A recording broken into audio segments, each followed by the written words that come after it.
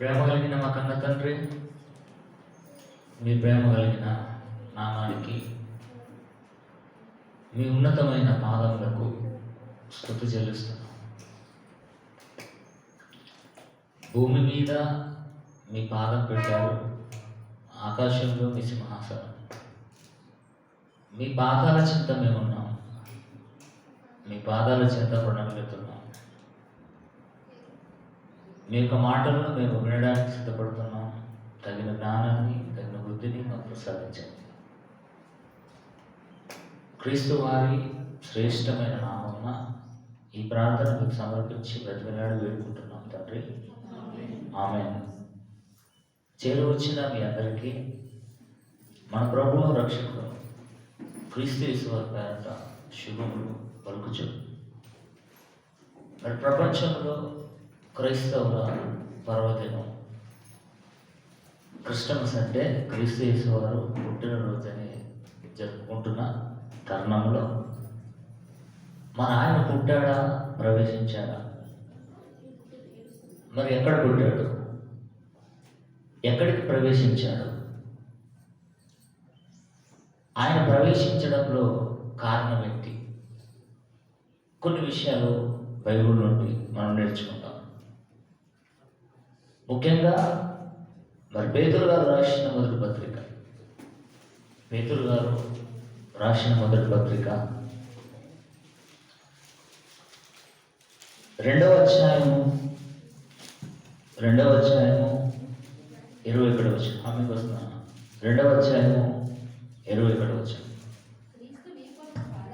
యేసుక్రీస్తు వారు భూమి మీద ఉన్న కాలంలో 12 మంది శిష్యులు, ఆ శిష్యులలో పేతురు గారు కొంచెం పెంచిన అగ్రగణ్యుడు. యోహాను గారు జబదేయి కుమారులలో ఒకడైన యోహాను గారు యేసుక్రీస్తును అమితంగా ప్రేమించాడు. ఆయన రొమ్మున ఆనుకుని ఉన్నాడు. ఇకపోతే పేతురు గారు ధైర్యవంతుడు. దుడుకుతనం అని పేరు పెట్టారండి పేతురు గారికి. ఈ క్రైస్తవ బోధకులు ఒక పేరు పెట్టారు. పేతురు గారట కోడి. ఈరోజు పేతురు వేసేద్దామంటున్నారు. పేతురుకు పేరు పెట్టింది ఏంటంటే కోడి. పేతురు గారు ఎంత ధైర్యవంతుడో, ఎంత సాహసం చేసినవాడో అది యేసుక్రీస్తు వారికి తెలుసు. సముద్రం మీద యేసుక్రీస్తు వారు నడిచినప్పుడు ఏ ఒక్కరు ముందుకు రాలేదు. ప్రభువా నేను వస్తానని సముద్రం మీద అడుగులేసిన వాడు ధైర్యవంతుడు పేతురు గారు. నీ ప్రాణానికి నేను నా ప్రాణం పెడతానన్నవాడు. ఇక యేసుక్రీస్తు వారు శిష్యులలో ప్రాముఖ్యంగా పేతురు గారిని ఎంచుకున్నాడు. పరలోకపు కీస్ నేను నీకు ఇస్తానన్నాడు. నా బండ, క్రీస్తు అనే బండ మీద నీవు నా సంఘాన్ని కడతావని మాటిచ్చాడు. ఆ మాట ప్రకారము అపోస్తల కార్యంలో మనం చదువుతాం. 3000 మందితో సంఘాన్ని ఆరంభించడం జరిగింది. యేసుక్రీస్తు గురించి మాట్లాడడానికి, దేవుని గురించి, క్రీస్తు యేసువారు కుమారుడని చెప్పడానికి చాలామంది భయపడ్డారండి. యేసుక్రీస్తు భూమి మీదకి రావడం, తన ప్రాణం పెట్టడం, సమాధి చేయడం, తిరిగి మృత్యుంజుడి తిరిగి లేచిన తర్వాత దేవుడు పరలోకానికి ఆయనను చేర్చుకున్న తర్వాత, కుడిపార్శ్వం ఆనుకున్న తర్వాత ఆనాడు యెరూషలేములో భయంకరమైన కరువు కాలం, భయంకరమైన కాలం. యేసుక్రీస్తు వారి శిష్యులని కనిపించగానే అరెస్ట్ చేయడం, బాధించడం, ఇబ్బంది పెట్టడం. ఆ తరుణంలో పేతురు గారు నిలబడి ధైర్యంతో మాట్లాడాడు. మీరు క్రీస్తుని చంపారు, యేసు నామమే లోకానికి రక్షణ. ఇక ఆకాశం క్రింద ఏ నామమునకు రక్షణ కలగదు అని ధైర్యంగా మాట్లాడాడండి ఆ పేతురు గారు. యేసుక్రీస్తు వారి మనస్సును అర్థం చేసుకున్నాడు. చాలామంది శిష్యులుగా మారుతారు, కానీ మనస్సును అర్థం చేసుకోరు. యేసుక్రీస్తు వారి శిష్యులలో 12 మంది శిష్యులలో ఒకడు దొంగ, వాడే ఇస్కరియోతు యూదా. ఇక పేతురు గారు అగ్రగణ్యుడు. ఆయన యేసుక్రీస్తు వారి మనస్సును అర్థం చేసుకున్న పేతురు గారు తన పత్రికలో రాస్తూ, పేతురు గారు రాసిన మొదటి పత్రిక 2వ అధ్యాయం 21వ వచనం, క్రీస్తు మీ కొరకు అంటున్నాడు. పేతురు గారి కొరకు కాదా? పేతురు గారికి కూడా సూచించాడు. యేసు నాకు సూచించిన ప్రకారం నా గుడారాన్ని త్వరగా విడిచిపెట్టానంటాడు. పేతురు గారు రాసిన 2వ పత్రిక మొదటి అధ్యాయము చూడు, 2వ పత్రిక మొదటి అధ్యాయం 13వ వచనం, మరియు మన ప్రభువైన యేసుక్రీస్తు నాకు సూచించాడు. పేతురు గారు రాసిన 2వ పత్రికలో మొదటి అధ్యాయము 13వ వచనంలో నాకు సూచించాడు.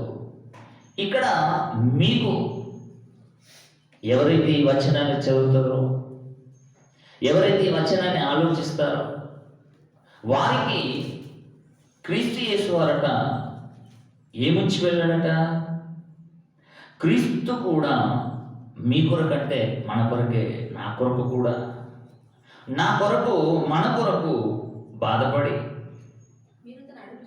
మనకు తన అడుగు జాడలందు నడుచుకున్నట్లు మనకు మాదిరిగా ఉంచిపోయాను. ఏం మాదిరి ఉంచిపోయాడు? పుట్టక దినాలు చేసుకోండి అన్నాడా? నా బర్త్డే చేసుకొని హ్యాపీగా సంతోషపడని అన్నాడా? ఏం మాదిరి ఉంచాడు? అసలు దేవుని పిల్లలారా, ప్రపంచానికి తెలియని విషయం బైబిల్ చెప్పిన నిజం, క్రైస్తవులకు తెలియని విషయం బైబిల్ చెప్పిన సత్యం. యేసుక్రీస్తు వారి పుట్టుక ఎక్కడ జరిగింది? యేసు అంటే రక్షకుడు, క్రీస్తు అంటే రాజు. యేసు లోకాన్ని రక్షించడానికి లోక పాపములను మోసుకొని పోవు ఎవరు? దేవుని గొర్రెపిల్ల. లోక పాపముల కొరకు క్రీస్తు యేసు ఈ లోకానికి వచ్చినన్న మాట నమ్మదగినది, పూర్ణ అంగీకారం. అయితే యేసుక్రీస్తు వారు లోకానికి వచ్చాడంతే, లోకంలో పుట్టలేడు. ఎవరి మాట కూడా నమ్మకూడదండి. ఈవెన్ నా మాట కూడా మీరు నమ్మకండి. లేఖనాలను మనం పరిశీలించాలి. బైబిల్ నమ్ముతామా? బైబిల్ నమ్ముతాం అన్నవారి చేతండి. Very good. బైబిల్ మేము నమ్ముతాము అన్నవారికి ఈ మాటలు వర్తిస్తాయి. బైబిల్ నమ్మని వారికి ఈ మాటలు వర్తించవండి. ఎంత చెప్పినా చెవిటోడి ముంగట శంకుదినట్టు అవుతుంది. యేసుక్రీస్తు వారు స్వయాన తన మాటల్లో మాట్లాడుతూ చెప్తూ, సామెతల గ్రంథము 8వ అధ్యాయము 1వ వచనం, సామెతల గ్రంథము 8వ అధ్యాయం 1వ వచనం, జ్ఞానం అనగా ఎవరండి? జ్ఞానం అనగా యేసుక్రీస్తు వారు, జ్ఞానం అనగా లేఖనాలు, జ్ఞానం అనగా దేవుని వాక్యం, జ్ఞానం అనగా యేసుక్రీస్తు వారే. యేసుక్రీస్తును నేను మాట్లాడుతూ ఇక 21వ వచనం చదవడం.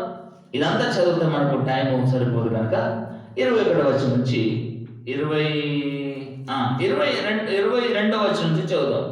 యేసుక్రీస్తును నేను మాట్లాడుతూ, నా పుట్టుక ఎక్కడ జరిగింది, నేను ఎక్కడ పుట్టాను, లోకం అనుకున్నట్టుగా లోకములో ఈ భూమి మీద బెత్లెహేము ప్రాంతంలో నేను పుట్టానని లోకం అనుకుంటుంది. కానీ నేను ఎక్కడ పుట్టాను అన్నది, నా పుట్టుక సంగతి నేను చెప్తాను. ఇక్కడ చెప్తూ చదవండి. అనాది కాలం మొదలుకొని పూర్వకాలం చదవండి. పూర్వకాలం నందు దేవుని సృష్టి ఆరంభం, దేవుని కార్యములలో ప్రథమమైన దానిగా మొట్టమొదటి దేవుడు ఉన్నవాడు నన్ను కలగజేసెను. నన్ను కలగజేసి, జాగ్రత్తగా వినండి, ప్రపంచానికి తెలియని సత్యము మనము చెప్పాలి. ఈరోజు బైబిల్ కలిగిన మనము ఎంత జ్ఞానవంతులమో ప్రపంచానికి తెలియాలండి.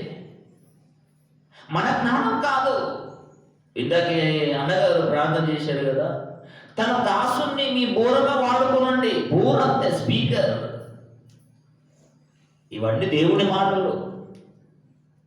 యేసుక్రీస్తు స్వయంగా నేను ఎక్కడ పుట్టానో, నా కేర్ ఆఫ్ అడ్రస్ ఏంటి అన్నది మీకు తెలియదు కదా, నేను తెలియజేస్తున్నాను. సామెతల గ్రంథం ఇప్పుడే రాసుకొని వచ్చాను అనుకుంటున్నారా?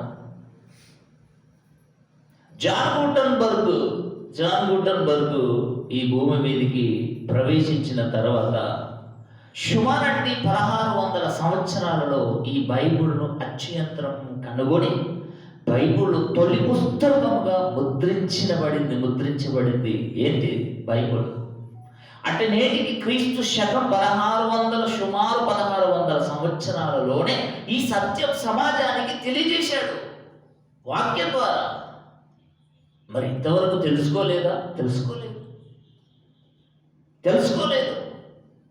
మరి దేవుడే చెప్పాడు తిమోతికి రాసిన పత్రిక, మొదటి పత్రిక 2:4 మనుషులందరూ రక్షణలోకి రావాలి, సత్యము అనే జ్ఞానం, అనుభవ జ్ఞానంలోకి రావాలని దేవుడు ఇచ్ఛయించాడు, ఇష్టపడ్డాడు.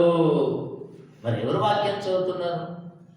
ఎవరికి అనుభవ జ్ఞానం గలవారుగా మారుతున్నారు ఈరోజు? చదవరండి వాక్యం, చదవరండి. గుడ్డివాడికి త్రోవ చూపితే ఇద్దరు గుండెలు పడ్డట్టుగా ఈరోజు యేసుక్రీస్తు వారు పుట్టాడు. ఎక్కడ పుట్టాడు చెప్తున్నాడు చూడండి. అనాది కాలం మొదలుకొని మొదటి నుండి భూమి ఉత్పత్తి అయిన కాలమునకు పూర్వం నేను నియమింపబడితిని. క్రీస్తు అనే నేను, యేసు అనే నేను ఈ విశ్వం కలగకంటే ముందే, భూమికి పునాదులు వేయబడక ముందే, ఈ నేల రవ్వంతయు చెయ్యబడక ముందే నేను నియమింపబడితిని. ప్రవాహ జలములు లేనప్పుడు, నీళ్లతో నిండిన ఊటలు లేనప్పుడు అండలం చేసుకుని పెట్టుకోరు. నేను పుట్టి తిని. అప్పటికి విశ్వము కలగలేదు భూమి మీద, భూమిని సిద్ధపరచలేదు. ఆదాము గారు రాలేదు, అవ్వ గారు రాలేదు, అసలు మనమే రాలేదు. మరి ఈ రోజు పుట్టిన దినం మనం ఎలా చేసుకుంటాం? ఎక్కడుంది? ఆది కాండం నుండి ప్రకటన గ్రంథం వరకు ప్రతి డిసెంబర్ 25 తారీఖు నాడు క్రీస్తు జన్మదిన పర్వాన్ని జరుపుకోండి దేవుడు ఎక్కడైనా రాయించాడా? రాయించినప్పుడు ఎందుకు పుట్టినదిన జరుపుకోవాలి? ఎబ్రీయులకు రాసిన పత్రిక 10వ అధ్యాయం, ఎబ్రీయులకు రాసిన పత్రిక 10వ అధ్యాయము 5వ వచనాన్ని చదువుదాం. కాబట్టి యేసుక్రీస్తు అనే నేను ఈ లోకమనగా భూలోకం ప్రవేశించానంతే. ప్రవేశించాను, పుట్టలేదు. పుట్టుకకు ప్రవేశించడానికి తేడా లేదండి. ఆలోచించండి. ఈ లోకమందు భూమి మీదకి నేను ప్రవేశించాను. నిన్న ఒక వార్త వచ్చిందండి. తాళం వేసిన ఇండ్లకే దొంగలు ప్రవేశిస్తున్నారట. ఒక వార్త వచ్చిందండి. తాళము వేసిన ఇండ్లనే టార్గెట్ చేస్తూ దొంగలు ప్రవేశిస్తున్నారు ఇంట్లోకి. అది దొంగలు అందరూ పుట్టారా? వాళ్ళు ఎక్కడో పుట్టాడు, వాడి నెగిటివ్ ప్లేస్ ఎక్కడో, కానీ ప్రవేశించడం మాత్రం ఇప్పుడు జరిగింది. అంటే యేసుక్రీస్తు వారు ఈ భూలోకానికి ప్రవేశించి ఎన్ని వేల సంవత్సరాలు అవుతుంది చెప్పండి? 2000 సంవత్సరాల 12 నెలల 25 రోజులు. ఇదే అనుకుందాం, ఇదే రోజు ప్రవేశించాడు అని అనుకుందాం. ఇది కూడా గ్యారెంటీ లేదు, ఏదో ఒక డేట్ నిర్ణయించారండి. ఎందుకంటే ఆయన గొప్పవాడు. ఆనాటి రోమన్ ప్రభుత్వంలోనండి సీజర్ చక్రవర్తులు ఉన్నారు. గొప్పవారు ఉన్నారండి. సీజర్ చక్రవర్తుల కంటే యేసుక్రీస్తు వారి జీవితంలో తొంగి చూస్తేనండి, పర్సనల్గా కానీ ఇంటర్నల్గా కానీ ప్రజలలో కానీ ప్రజాదరణ. ఒక మాట వాళ్ళు పట్టేసుకున్నారండి. నాలో పాపం ఉన్నదని ఎవరైనా రుజువు చెయ్యగలరా అన్నాడు. ఆ మాట వాళ్ళకు నచ్చేసిందండి. అబ్బా, పాపము చెయ్యని వాడు పవిత్రుడు, యథార్థవంతుడు, నిష్కలంకుడు, తగ్గించుకునే గుణం గలవాడు, ప్రపంచంలో ఒకరిని పెట్టాలి కాలాన్ని లెక్కించడానికి. క్రీస్తు శకం అన్నారు, క్రీస్తు పూర్వం అన్నాడు. ఆ క్రీస్తు స్థానంలో ఎవరిని పెట్టాలి, ఎవరిని పెట్టాలి, ఎవరిని పెట్టాలి, ఎవరిని పెట్టాలి, ఆచి తోచి పెట్టారండి. 4వ సామ్రాజ్యమే రోమన్ సామ్రాజ్యం, ఇనుము సామ్రాజ్యం. అది భయంకరమైన కఠినమైన శిక్షలు ఉంటాయి తెలుసా. ఆ కఠినమైన శిక్షలు విధించే ప్రభుత్వమే. లోకానికి ఒక చక్రవర్తి కావాలి, ఒక యుగ పురుషుడు కావాలి, కాలాన్ని లెక్కించడానికి శతపురుషుడు కావాలి అంటే యేసుక్రీస్తు వారు తప్ప ఇంకెవ్వరు వారికి కనబడలేదు. అంత గొప్పవాడా? అవును, అంత గొప్పవాడే మరి క్రీస్తు యేసు వారు.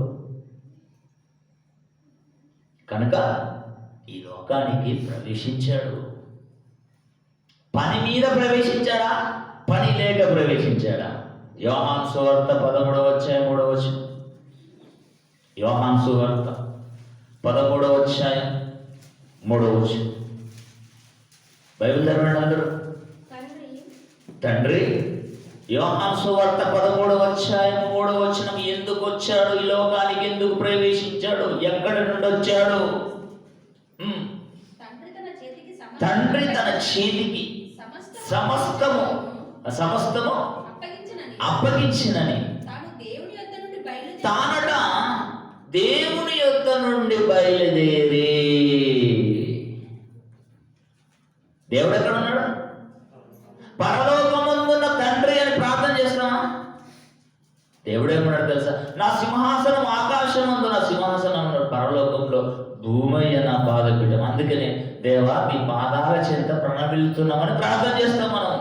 ఆయన కాళ్ళ దగ్గర ఉన్నాం మనం. ఇప్పుడు భూమి నా పాదపీఠము, ఆకాశం నా సింహాసనం అన్నాడు. ఆకాశం మహాకాశాలు పట్టజాలని ఆ తండ్రి గారి దగ్గర నుండి బయలుదేరిన కుమారుడండి. తండ్రి యొద్ద నుండి బయలుదేరి వచ్చినని దేవుని యొద్దకు తిరిగి మరల వెళ్ళాలి. యేసు ఎరిగాడట. మనం ఎక్కడి నుండి వచ్చామా? అమ్మ కడుపులో నుండి వచ్చామా? అమ్మ కడుపులోకి ఎక్కడి నుండి వచ్చింది? నాన్న కడుపులోకి. నాన్న కడుపులో నుండి తాత కడుపులోకి, తాత కడుపులో నుండి ముత్తాత, ఇలా ముత్తాత ముత్తాత ముత్తాత ముత్తాత చివరికి ఎక్కడికి? ఆదాము. మన ఆదాము గారు ఎక్కడి నుండి వచ్చారు ఆయన అంటే దేవుని నుండి. అంటే దేవుడి నుండి మనము బయలుదేరి భూమి మీదకి వచ్చాము. తిరిగి ఎక్కడికి వెళ్ళాలి? ఆ దేవుని దగ్గరికి వెళ్ళాలి. నరులారా తిరిగి కమ్ బ్యాక్ అన్నాడు. యేసుక్రీస్తు వారు కూడా పని మీద వచ్చాడు భూమి మీదకి. అంటే భూలోకము తట్టుకునే శరీర ఆకారం నిర్మించుకోవాలంటే ఒక గర్భము కావాలి. అది కన్యక అయి ఉండాలి. పవిత్ర గర్భం, నిష్కలంకమైన గర్భం. ఒక పురుషుడు ఎరగని స్త్రీమూర్తి కావాలి. ఆ స్త్రీమూర్తి ఎవరు తెలుసా? మరియమ్మ గారు. ఆ మరియమ్మ గారిని దేవుడు ఎంచుకొని నా కుమారుణ్ణి పరిశుద్ధాత్మ వలన ఆత్మను ప్రవేశపెడతాను నీ గర్భంలో. నీ గర్భంలో 9 నవమాసాలు మోసి అవయవ నిర్మాణం నేను తయారు చేస్తాను. కర్మాగారం, ఫ్యాక్టరీగా నీవు ఉండాలి తల్లి అని మరియమ్మ గారిని ఎంచుకున్నాడు దేవుడు. ఈరోజు చూడండి, అంగారకులోకి వెళ్ళిపోతున్నారు, చంద్రగ్రహంలోకి వెళ్ళిపోతున్నారు, పలానా గ్రహంలోకి వెళ్ళిపోతున్నారు. వెళ్ళాలి అంటే ఆ గ్రహము తట్టుకునే ఏం కావాలి? తొడుగు, దాన్నే స్పేస్ సూట్ అన్నారు. కొన్ని కోట్లు ఖరీదైన సూట్ అన్నది. ఇప్పటికి కూడా సునీత విలియం గారు అదే సూట్లోనే ఉంది. సూటు తీసేసిందా కొలప్స్ అయిపోతుంది. అంటే భూమి మీద ఏ శరీరం కావాలో దేవుడికి తెలుసు కాబట్టి ఆయనలో నుండి ఆదాములోకి వచ్చాము, ఆదాములో నుండి అవ్వమ్మలోకి వచ్చాము. వారి ఇరువురు నుండి భూమి మీదకి వచ్చిన సంతానమే మనము కూడా పని మీద వచ్చాం. యేసుక్రీస్తు కూడా పని మీద వచ్చాడు. అంటే దేవుని యొద్ద నుండి బయలుదేరి మరలా దేవుడి దగ్గరికి తిరిగి వెళ్ళిపోవాలి. 33.5 సంవత్సరాల ఆయుష్ భూకాలమానాన్ని యేసుక్రీస్తు వారికి ఇచ్చాడు. రాబోతుంది ఏ పని మీద తెలుసంటే లోకాన్ని రక్షించడానికి. లోకాన్ని రక్షించడంలో తన ప్రాణాన్ని పెట్టాలి, తన రక్తాన్ని కార్చాలి, ప్రపంచానికి మాదిరి చూపిపోవాలండి. ఊరికిన రాలేడు టైం పాస్కు రాలేడు. నిజంగా దేవుని పిల్లలారా, యేసుక్రీస్తు వారి రాక ఎలా జరిగిందంటే ఎలా జరిగింది? ఏమైనా జమీందారి కుటుంబంలో రాక జరిగిందా? లేకపోతే ఏదైనా సీజర్ చక్రవర్తుల కుటుంబంలో రాక జరిగిందా? లేకపోతే ధనవంతుల కుటుంబంలో ఏదైనా రాక ప్రవేశింపజేశాడా దేవుడు? కాదండి. ఒక నిరుపేద కుటుంబమే యోసేపు మరియమ్మ. యోసేపు ఎవరో తెలుసండి? వడ్రంగి, స్కిల్. ఆ కుటుంబంలో యోసేపు ప్రదానం చేయబడింది. ఎవరు? మరియమ్మ గారు. వారు ఏకము కాక మునిపే పరిశుద్ధాత్మ వలన గర్భవతి అయి యేసుక్రీస్తు వారిని కడుపులు మోస్తుంది, శరీరాకారాన్ని ఇస్తుంది. వారు బెత్లెహేముకు చెందినవారు, దావీదు ఊరు, దావీదు పట్టణస్థులే. కానీ పని రీత్యా, జాబు రీత్యా, కుటుంబ పోషణ రీత్యా గలిలియ నజరేతులో వాళ్ళు బ్రతుకుతున్నారండి. ఇక యేసుక్రీస్తు వారు భూమి మీదికి రాకంటే ముందు నేను పరలోకంలో పుట్టింది అన్నాడే. మరి ఆయన పుట్టిన తర్వాత ఎటువంటి సిచ్యువేషన్లో ఉన్నాడు యేసుక్రీస్తు వారు పరలోకంలో? ఒకసారి ఫిలిప్పీలకు రాసిన పత్రిక 2వ అధ్యాయము, ఫిలిప్పీలకు రాసిన పత్రిక 2వ అధ్యాయము 5వ వచనం నుంచి మనం చదువు. ఫిలిప్పీలకు రాసిన పత్రిక 2వ అధ్యాయము 5వ వచనం. క్రీస్తు యేసునకు కలిగిన మనస్సట. ఏ మనస్సు చెప్తున్నాడు కింద చూడండి. మనము కూడా కలిగి ఉండాలి.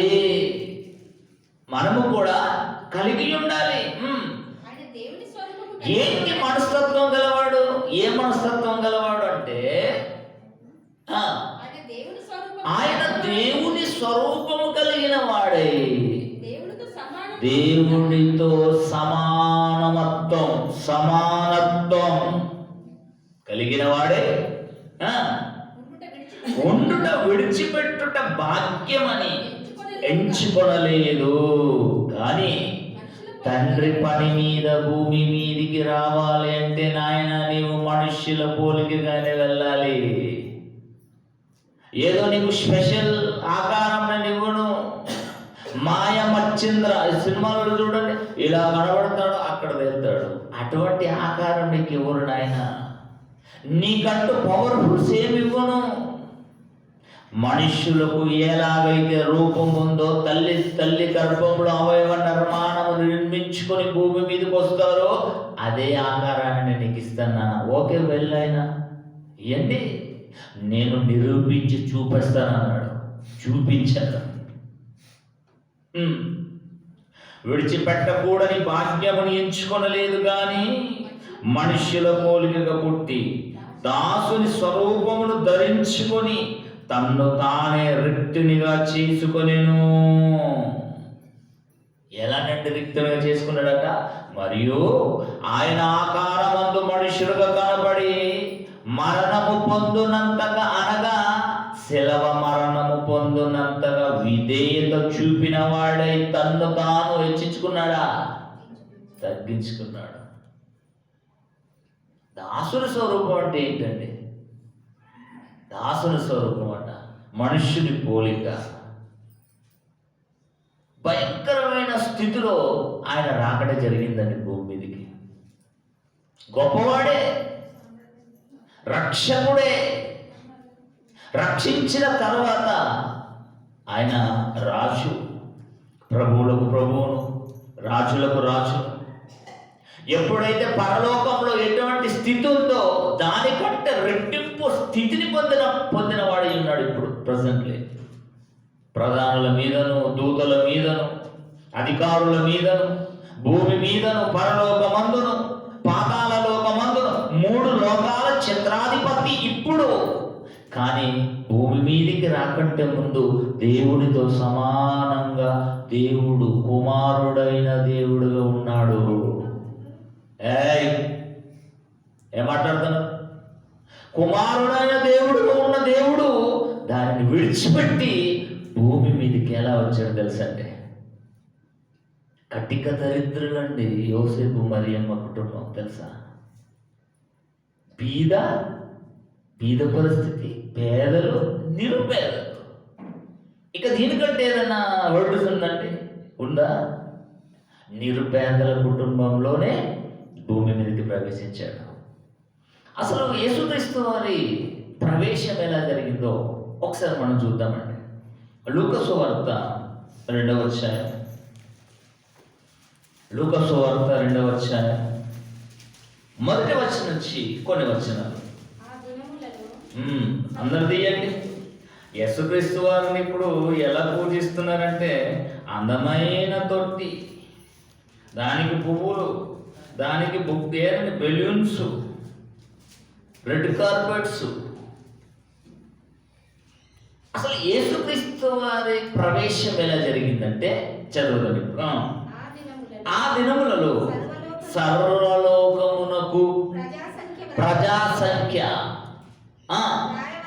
వ్రాయవలనని కైసరు ఔగుస్తు వలన ఆజ్ఞాయనం. ఇప్పుడు చూడండి, ఇంటింటి సర్వ జరుగుతుందా లేదా? అప్పుడేంటంటే మేము ఇంటికి రాము సర్వ చేసుకోవడానికి, మీరే అందరు ఆజ్ఞ జారీ చేశారు సీజర్ చక్రవర్తులు. అప్పుడు ఏం జరిగింది? ఇది కురేనియా, సిరియా దేశంకు అధిపతి ఉన్నప్పుడు జరిగిన మొట్టమొదటి ప్రజా సంఖ్య. ఇక అందరూ ఆ సంఖ్యలో రాయబడుటకు తమ తమ పట్టణములకు వెళ్ళిరి. పట్టణములకు వెళ్ళిరి. అయితే యోసేపు దావీదు వంశంలోని గోత్రములోని పుట్టినవాడు గనుక తనకు భార్యగా ప్రదానము చేయబడి గర్భవతి అయి ఉండిన మరియతో కూడా ఆ సంఖ్యలో వ్రాయబడుటకు గలిలియలోని నజరేతు, అంటే గలిలియా ఒక డిస్ట్రిక్ట్ అని అనుకుంటే, నజరేతు గ్రామం అనుకోండి, మండలం అనుకోండి, తాలూకు అనుకోండి, అక్కడ నివాసం చేస్తున్నారు బ్రతుకు రీత్యా. ఇప్పుడు చూడండి, మెట్పల్లి ఒక టౌన్ అయితే చాలా చుట్టుపక్కల ప్రాంతాల నుండి వచ్చేసి ఇక్కడ స్టే అవుతున్నారు. అవునంటారు కదంటారు. అప్పుడు కూడా బెత్లెహేము దావీదు ఊరువాడు ఎవరు? యోసేపు గారు. అయితే ఎందుకు వచ్చాడో, ఎలా వచ్చాడో మనకు తెలియదు, కానీ గలిలియా నజరేతుల వాళ్ళు నివాసం చేస్తున్నారు. ఇక నివాసం చేస్తున్న వీరు ప్రజాసంఖ్యలో వ్రాయబడాలి అంటే గ్రామాలకు వెళ్ళిపోవాలి, తమ తమ పట్టణాలకు, తమ తమ ఊళ్ళోకి వెళ్ళాలి. స్వగ్రామం అంటారు, స్వస్థలం. ఇక వెళ్తున్నప్పుడు అండి ఆల్రెడీ గర్భవతి. ఎవరు? మరియమ్మ గారు గర్భవతి. ఆ గర్భవతి ఎన్ని నెలలు? 9 నెలలు నిండాయండి. 9 నెలలు నిండాయండి.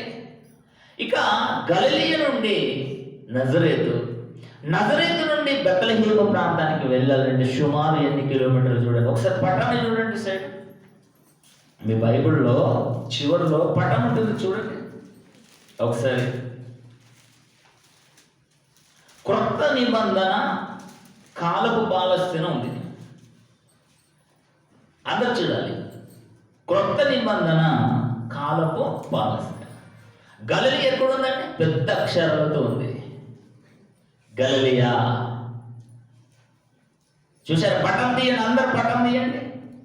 క్రొత్త నిబంధన కాలపు పాలస్తీన. గలిలయ ఎక్కడుందండి? పైనుంది. పెనికయు కిందుంది, కోరాజీన పైన ఉంది. ఇక తర్వాత గలిలయ తర్వాత కింద కొరజీనా, కపెర్నహూము, మగ్దాల, కానా, తిబేరియా, తర్వాత నజరేతు. నజరేతు ఉందా? నజరేతు అంటే యోసేపు మరియమ్మలు నజరేతు అను గ్రామంలో నివసించారు. ఆ తర్వాత నజరేతు నుండి బెత్లెహేము, దావీదు ఊరనగా బెత్లెహేము ప్రాంతానికి రావాలి. ఎలా రావాలి? మధ్యలో సమరయ పట్టణం ఉందండి. నజరేతు నుండి బెత్లెహేముకు రావాలి అంటే సుమారు 154 కిలోమీటర్స్ అండి. అది బైపాస్లో వస్తే అంటే సమరయ తగులుతుంది. ఇక ఈ యూదులు, ఇశ్రాయేలీలు సమరయ పట్టణంలో అడుగు పెట్టరండి. సమరయ పట్టణంలో కానీ, శుక్రులతో కానీ, పాపులతో కానీ వీరు స్నేహం చేయరండి. ఎందుకంటే తెలుసా? వీరు సున్నతి చేయించుకున్నవారు, వీరు ధర్మశాస్త్రం కలిగిన వారు, వీరు దేవుని పిల్లలు.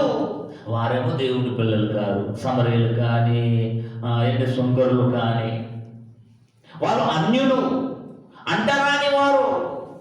అంటరాని వారి ఊళ్ళకు ఈ ముఖ్యులు వెళ్ళరండి. ఇక తిరిగి ప్రయాణం కట్టాలి. ఇలా అదొక 50 కిలోమీటర్లు పెట్టుకోండి సుమారు, అంటే 200 కిలోమీటర్లు.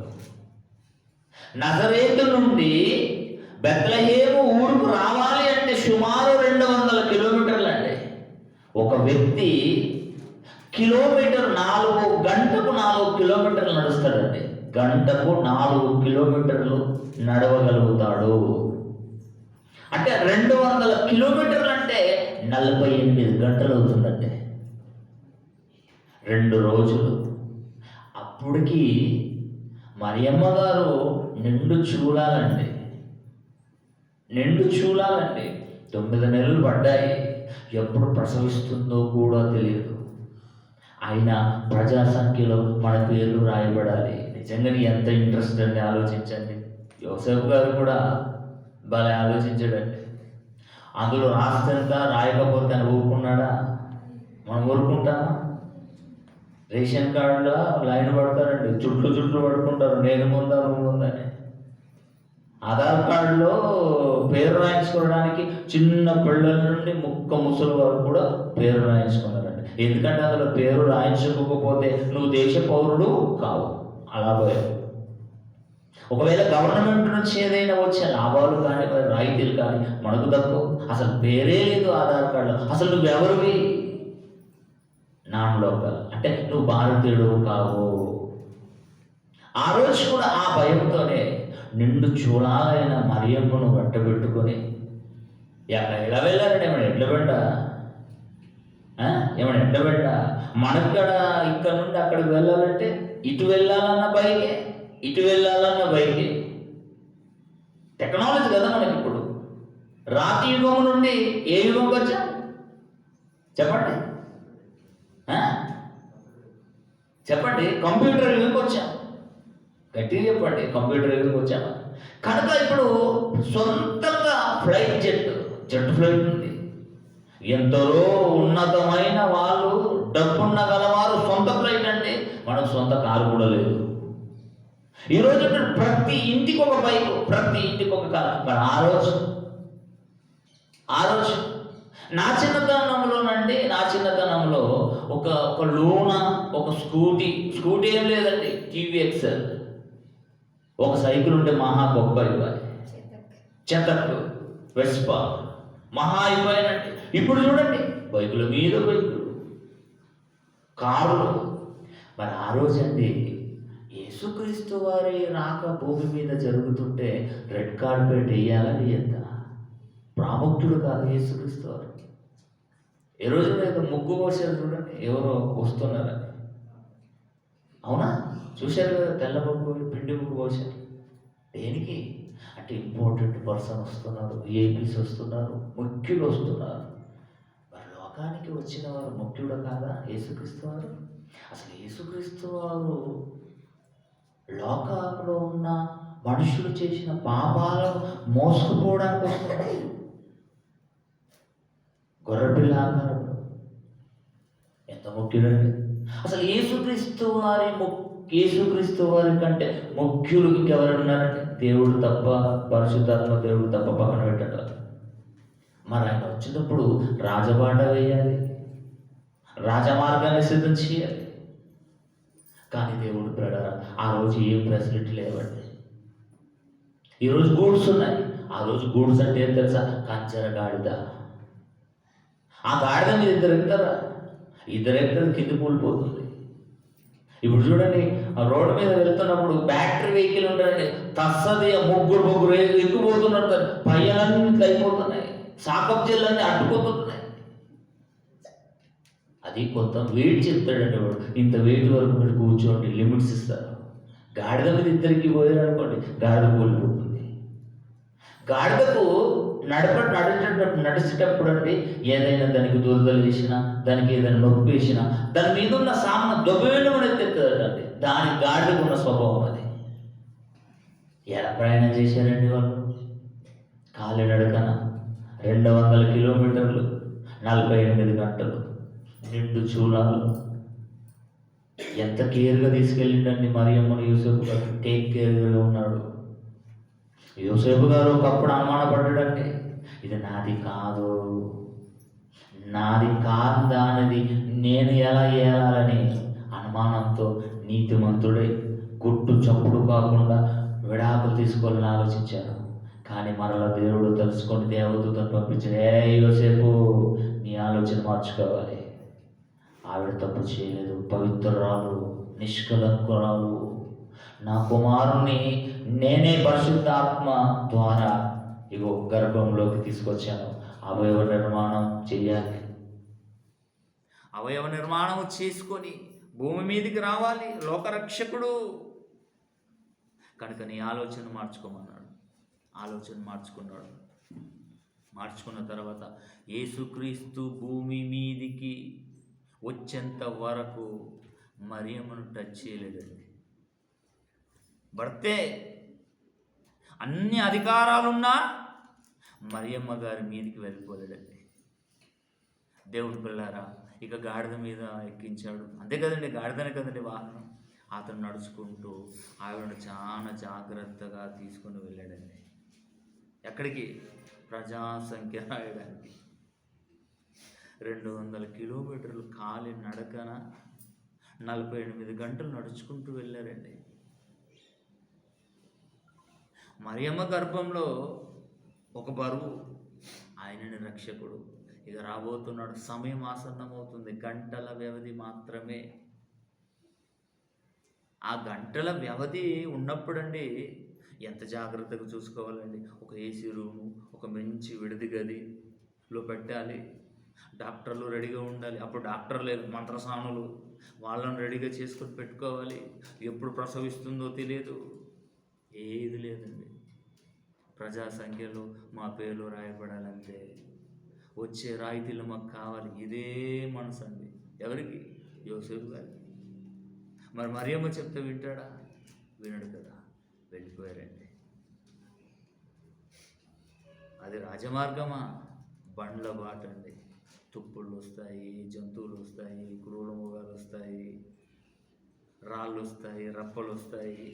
వాటిని అన్నిటిని దాటుకుంటూ చక్కగా ఏ అపాయము జరగకుండా యోసేపు గారు ఒక సెక్యూరిటీ గార్డ్లా ఆ మరియమ్మను గాడిద మీద ఎక్కించుకొని 200 కిలోమీటర్లు నడిచి వెళ్ళాడండి.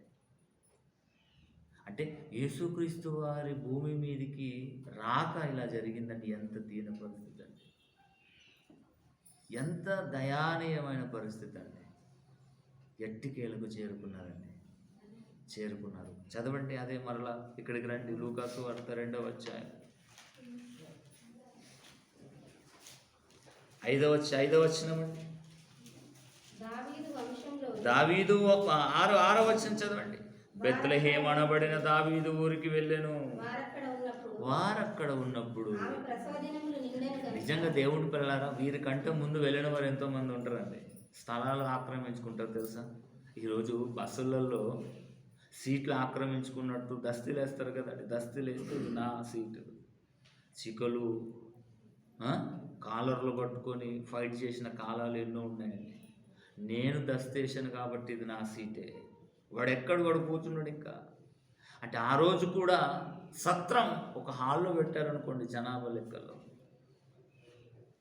ముందు వెళ్ళిన వారందరూ స్థలాలను ఆక్రమించుకొని 1 రోజు అవుతుందా, 2 రోజులు అవుతుందా, 3 రోజులు అవుతుందా, వారం రోజులు పడుతుందా, నెల రోజులు పడుతుందా తెలియదు కదండి.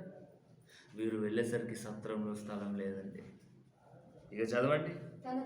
తన తొలిచూలు కుమారుని కని పొత్తిగుడ్డలతో చుట్టి సత్రములో వారికి స్థలము లేనందున యేసుక్రీస్తు వారిని లోకరక్షకుడు, రాజు, ప్రభువులకు ప్రభు, రాజులకు రాజు, దయానీయ స్థితి.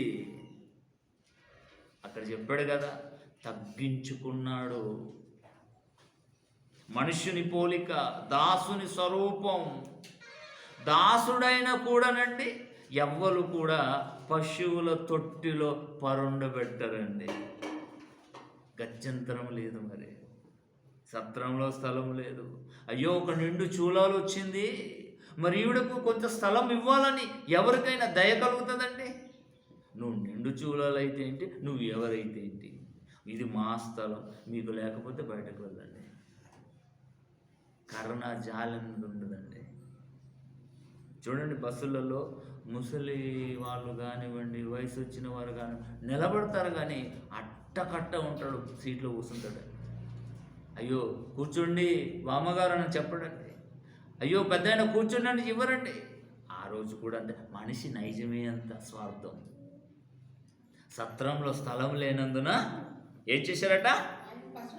యేసుక్రీస్తు వారిని లోకరక్షకుడిని పొత్తిగుడ్డలతో చుట్టి సత్రంలో స్థలము లేనందున పశువుల తొట్టిలో పరుండబెట్టిరి. ఇక మన వల్ల ఏం పాట పాడతారు తెలుసండి? యేసుక్రీస్తు పశువుల తొట్టిలో పుట్టాడు. పుట్టాడా, పరుండబెట్టాడా? ఎక్కడ జరిగిందో ప్రసవం మనకు అక్కడ రాయబడలేదండి.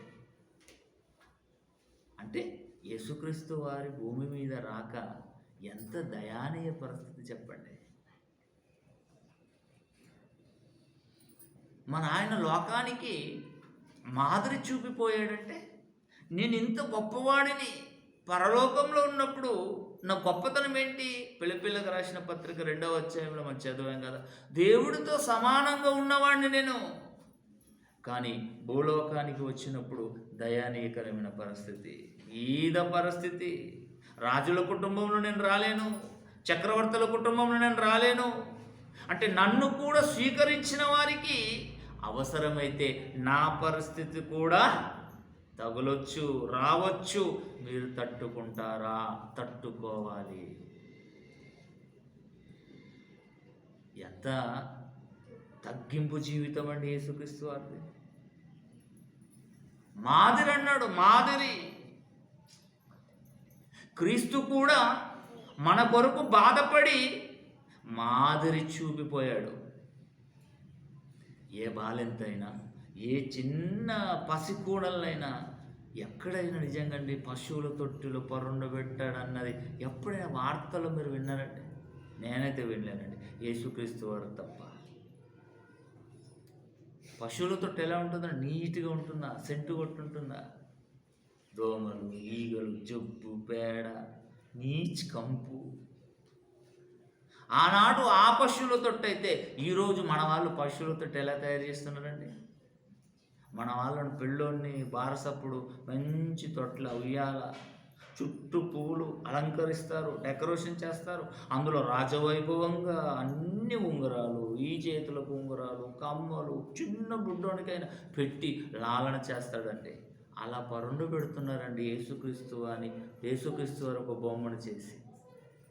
అంటే సమాజం ఏమనుకుంటుంది అంటే, యేసుక్రీస్తు వారు ఇంత గొప్పగా పరుండు పెట్టాడా,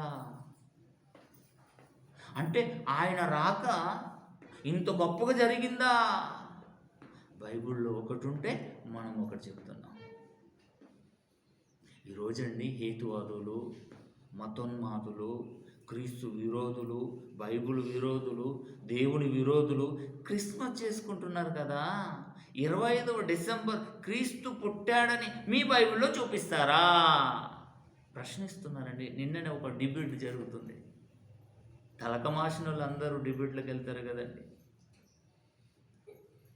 వాడు అడుగుతున్నాడండి, చూపించు, చూపిస్తే నేను ముక్కును నేలకు రాస్తాను అంటున్నాడు. వీడెక్కడ చూపిస్తాడు? అసలు మనం చెప్పుడే తప్పు. మనము అవమానపరుచుకుంటున్నాం. ఆకాశం వైపు ఉమ్మేసి ఆ ఉమ్ము మన మీద చిట్లించుకున్నట్టు ఉంది క్రైస్తవుల సంగతి. అరే బాబు, నేను 25 నాడు పుట్టలేనురా బాబు అని యేసుక్రీస్తు వారు చెప్తా. లేదు ప్రభా, నువ్వు పుట్టావు, మీ పుట్టినరోజు జరుపుకోవలసిందే. కేకులు కట్ చేస్తున్నారండి ఈరోజండి మన ప్రియులు అన్నయ్య రాఘయ్య గారి కుమారుడు కృపాసాగర్, ఆయన పుట్టినరోజు ఈరోజు మనం ఇప్పుడు ఇది అయిపోయిన తర్వాత కేక్ కట్ చేస్తాం. పుట్టినరోజు ఎవరిది? కృపాసాగర్ది కాబట్టి కేక్ కట్ చేస్తాం. మరి ఈరోజు యేసుక్రీస్తు వారు పుట్టినరోజు అయితే కేక్ మనం కట్ చేయాలా, యేసుక్రీస్తు వారు వచ్చి కట్ చేయాలా? మరి ఏడే యేసుక్రీస్తు? ఇప్పుడు కృపాసాగర్ కట్ చేయబోతున్నాడు, పడుకున్నాడు. ఇప్పుడు హాయిగా లేస్తాడు, లేచిన తర్వాత చేయి బట్టి కట్ చేపిస్తాం. ఇప్పుడు మరి యేసుక్రీస్తు వారేంటి? సొమ్ము ఒక్కడిది, సోకు ఒకరిది అన్నాడు. ఏంటండి, ఆలోచించండి దేవుని పిల్లలారా. సంతోషపడండి, కాదట్లేదు. ఏం చేసి సంతోషపడుతుంది? పోయిన క్రిస్మస్ చేసుకున్నారు, ఇలా క్రిస్మస్ చేసుకుంటూనే వస్తున్నారు. క్రిస్మస్ అంటే ఏం తెలుసా అండి? క్రీస్తు ఆరాధన. మాస్ అంటే ఆరాధన. ఏం ఆరాధిస్తున్నాం? క్రీస్తు. ఏం చేసామని ఆరాధిస్తాం చెప్పండి? ఏం చేసి సంతోషపడతాం చెప్పండి? మరి పోయిన క్రిస్మస్ నుంచి ఈ క్రిస్మస్ వరకు తప్పిపోయిన వారు ఎందరో ఉన్నారు, దేవునికి దూరమైన వారు ఎందరో ఉన్నారు, లోకంలో దేవుడు తెలియని వారు చాలామంది ఉన్నారు. ఎవరినైనా తోలుకొచ్చి దేవుణ్ణి ఆకర్షణలోకి తోలుకొచ్చామా? ఒక్క మనిషి, ఒక్క పాపట ఒకసారి చూడండి. లూకాసు వార్త 15వ అధ్యాయము 7వ వచనం చదవండి. అటువలే మారు మనస్సు అక్కరలేని 99 నీతిమంతుల కంటే విషయమై కలుగు సంతోషము కంటే మారు మనస్సు పొందు ఒక్క పాపి విషయమై పరలోకములో కోటాను కోట్ల దూతలు ఎదుట దేవుడు సంతోషాన్ని వ్యక్తం చేస్తాడు. ముందు దేవుణ్ణి సంతోషపరిచిన తర్వాత మనం సంతోషపడదాం. పోయిన క్రిస్మస్ నుంచి ఈ క్రిస్మస్ వరకు ఏ ఒక్క ఆత్మనైనా దేవుని ఆకర్షణలోకి నడిపించారా? నడిపించామండి. ఈరోజు పండుగ చేసుకుంటున్నామండి, చేసుకోండి. నేను కూడా మీకు సపోర్ట్ ఇస్తాను. ఏది లేదు, పని ఉండదు, ఏముండదు. మరి యేసుక్రీస్తు వారు మాదిరి చూపిపోయాడండి. బాధ ఎలా ఉన్నాడట భూమి మీద బ్రతుకు దినాలలో. అప్పుడు పరుండబెట్టడానికి సత్రంలో స్థలం లేదు. పెద్దవాడైన తర్వాత తలవాల్చుకున్నకు కూడా స్థలం లేదు. చూడండి మత్తయి సువార్త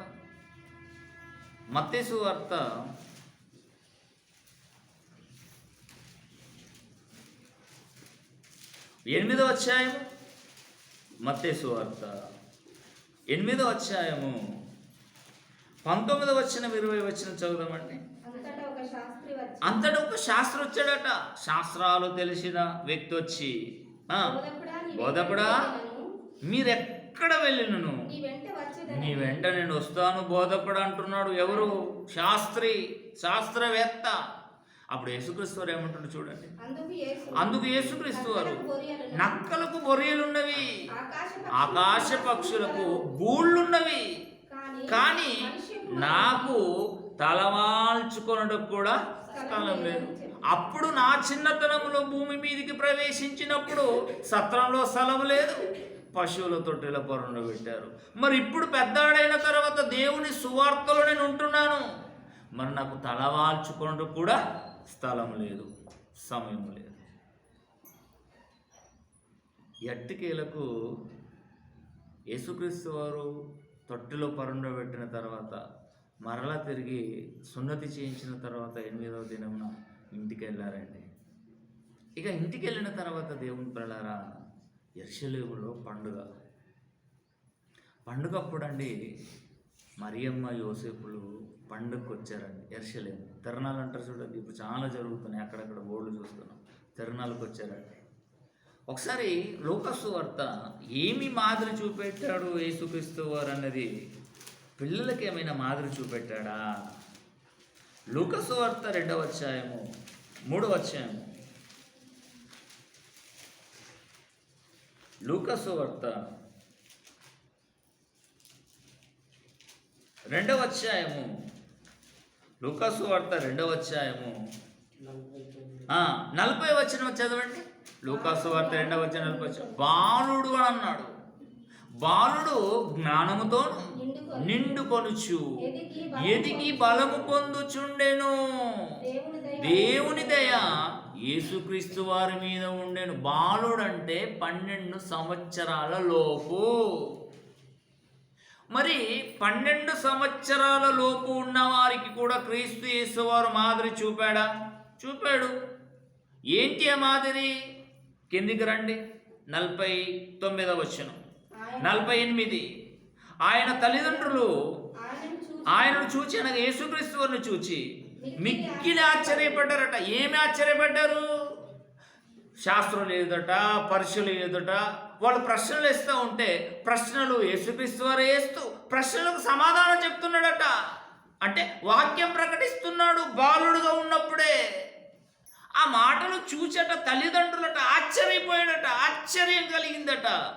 మన పిల్లలు పబ్జి ఆడితే మనకు ఆశ్చర్యం కలుగుతుంది, క్యారమ్ బోర్డ్ ఆడితే ఆశ్చర్యం కలుగుతుంది, వాట్సాప్లు ఫేస్బుక్లలో ఉంటే ఆశ్చర్యం కలుగుతుంది, అంతే కదండి. మరి ఆ రోజు యేసుక్రీస్తు వారట శాస్త్రుల మధ్య ప్రజల మధ్య కూర్చుని ప్రశ్నలు వేస్తూ ప్రశ్నలకు సమాధానాలు చెప్తుంటే తల్లిదండ్రులైన వారు ఆశ్చర్యపడ్డారట. ఈరోజు చూడండి, చంటి పిల్లను కూడా ఫోన్ ఇస్తేనే వాడు నోరు ఆపుతున్నాడండి. వాడికి బుక్క నోట్లో పెట్టాలంటే ఫోన్ చూపెట్టాలి, బొమ్మలు. ఆ బొమ్మలు చూస్తూ వీడికి కడుక్కొని వెంగుతున్నాడు. అయితే తల్లి ఎంత సోమరిపోతా ఆలోచించండి.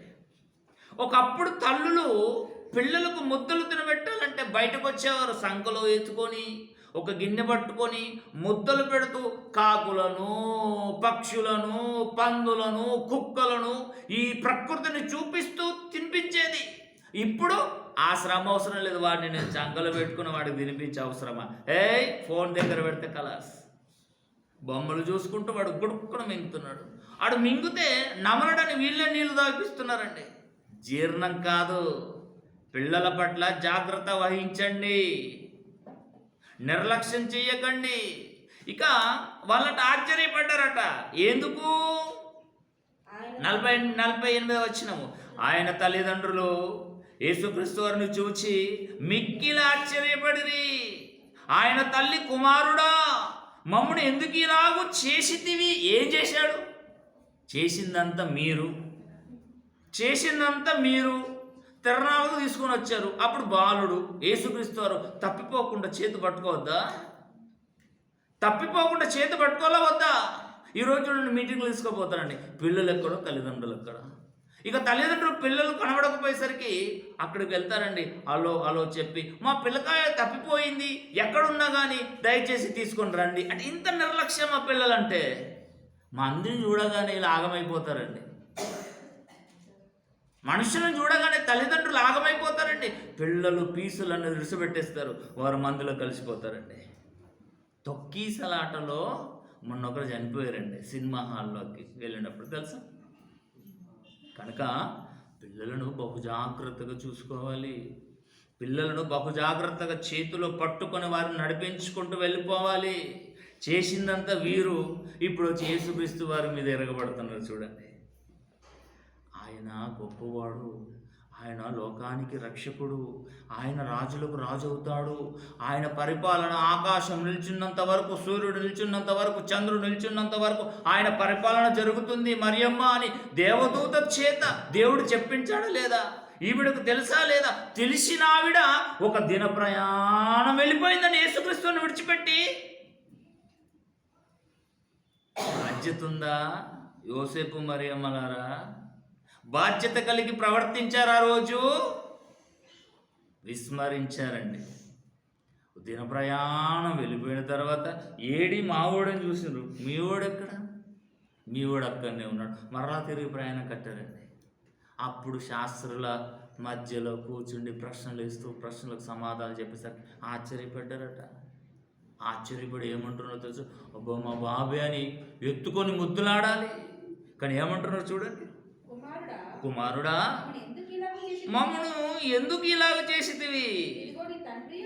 మీ తండ్రియు నేను దుఃఖపడు. ఎందుకు దుఃఖం? ఎందుకు దుఃఖం? విడిచిపోయింది మీరు, విడిచిపెట్టింది మీరు, మరలా దుఃఖమా? మరలా దుఃఖమా? మరి అప్పుడు యేసుక్రీస్తు వారు ఏమన్నారండి? అయ్యో మమ్మీ డాడీ దుఃఖపడకండి, సారీ నేను ఇక్కడ ఉన్నాను అని అన్నాడా? ఏమంటున్నారో చూడండి, బాలుడు బాలురకు ఇచ్చిన మాదిరి నేను నా తండ్రి పనుల మీద ఉండాలని మీరు ఎరగరా? బాలుడుగా ఉన్న పిల్లలందరూ కదండి, 12 సంవత్సరాల క్రితమే ఉన్నారు కదండి మన చర్చిలో కూడా. ఎవరైనా మీతోటి నా తండ్రి పనుల మీద నేను ఉండాలని మీరు ఎరగరా తల్లిదండ్రులని ఎప్పుడైనా మీకు సమాధానం చెప్పాడండి? చెప్పారా? మరి మాదిరి చూపించిన యేసుక్రీస్తు వారు బాలుడైన యేసుక్రీస్తు వారు బాలులకు మాదిరి చూపాడు.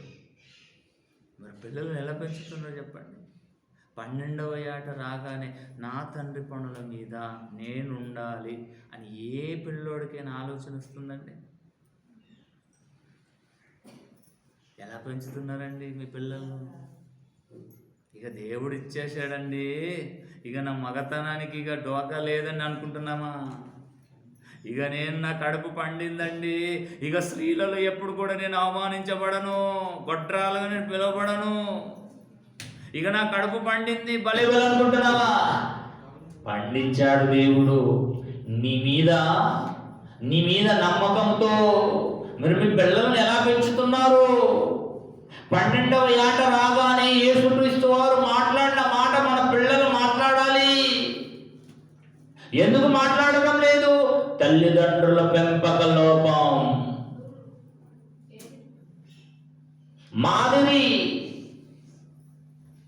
మాదిరించిపోయాడా? ఇక తర్వాత చూడండి, అదే కిందికి చూడండి, 50వ వచనం.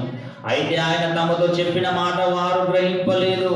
అంతటా ఆయన వారితో కూడా బయలుదేరి నజరేతుకు వచ్చి వారికి లోబడి ఉండెను. పిల్లలారా, మీ తల్లిదండ్రులకు లోబడి ఉంటున్నారా? మీ తల్లిదండ్రులు చెప్పిన మాట జవదాటకుండా ఉంటున్నారా? మీరకుండా బ్రతుకుతున్నారా? పిల్లలారా, మాదిరి చూపించాడు యేసుక్రీస్తు వారు పిల్లలకు.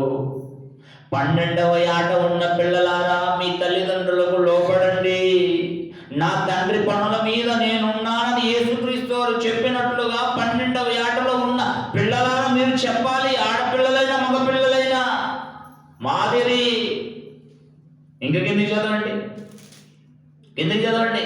వచ్చే వారికి లోబడి ఉండెను. ఆయన తల్లి ఈ సంగతులన్నిటినీ తన హృదయంలో భద్రపరుచుకొనెను.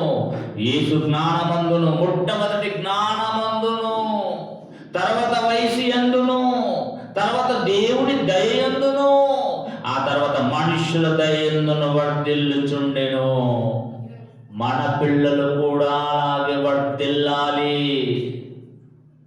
దేవుని పిల్లలు వర్ధిల్లాలి. మొట్టమొదటిగా జ్ఞానం అంటే ఏంటి తెలుసా?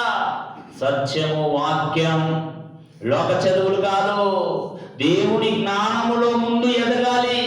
ఆ తర్వాత వయసట, ఆ తర్వాత దేవుని దయ, ఆ తర్వాత మనుష్యుల దయ యందు వర్ధిల్లాలి. మాదిరి చూపి వెళ్ళాడు